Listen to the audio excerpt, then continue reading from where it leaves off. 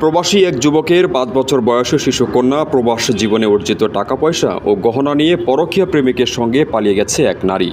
এদিকে একমাত্র শিশু সন্তান ও কষ্টে অর্জিত টাকা পয়সা হারিয়ে পাগল অবস্থায় প্রবাসী কামরুল হাসান সন্তানকে ফিরে পেতে আকুতি জানিয়েছেন। জানা গেছে, কামরুল হাসান ২০১৪ সালে পারিবারিকভাবে কুমিল্লার বুড়িচং সদর এলাকার এক মেয়েকে বিয়ে করেন। বিয়ের ২ বছর পর কামরুল তার স্ত্রীকে ইতালি নিয়ে যান এবং ইতালির নাগরিকত্ব পেতে সব কাগজপত্র সম্পন্ন করেন। এর কিছুদিন পরেই তাদের একটি কন্যা সন্তানের জন্ম হয়। পরবর্তীতে ধীরে ধীরে ওই নারী ইতালিতে বাংলাদেশি এক যুবকের সঙ্গে পরকীয়ায় লিপ্ত হন। বেশ কিছুদিন পর কামরুল স্ত্রী পরকীয়ার বিষয়টি বুঝতে পারেন। এ নিয়ে স্ত্রীকে নিষেধ করলেও সে গোপনে পরকীয়ার সম্পর্ক চালিয়ে যেতে থাকে।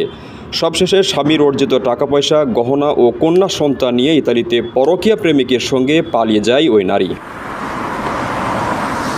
পরে কামরুল তার স্ত্রী, কন্যা সন্তানকে ইতালিতে বিভিন্ন স্থানে খোঁজাখুঁজি করে না পেয়ে ইতালিতে একটি মামলা দায়ের করেন। পরবর্তীতে বাংলাদেশে এসে স্ত্রীর পরিবারের সঙ্গে যোগাযোগ করেন, কিন্তু স্ত্রীর পরিবার মেয়ের খবর না পেয়ে উল্টো খারাপ আচরণ করেন। এরপর কামরুল কাজী অফিসের মাধ্যমে পালিয়ে যাওয়া স্ত্রীকে তালাক দিয়ে পুনরায় ইতালিতে ফিরে যান এবং জানতে পারেন হৃদয় হাসান নামে এক যুবকের কাছে রয়েছে তার স্ত্রী সন্তান।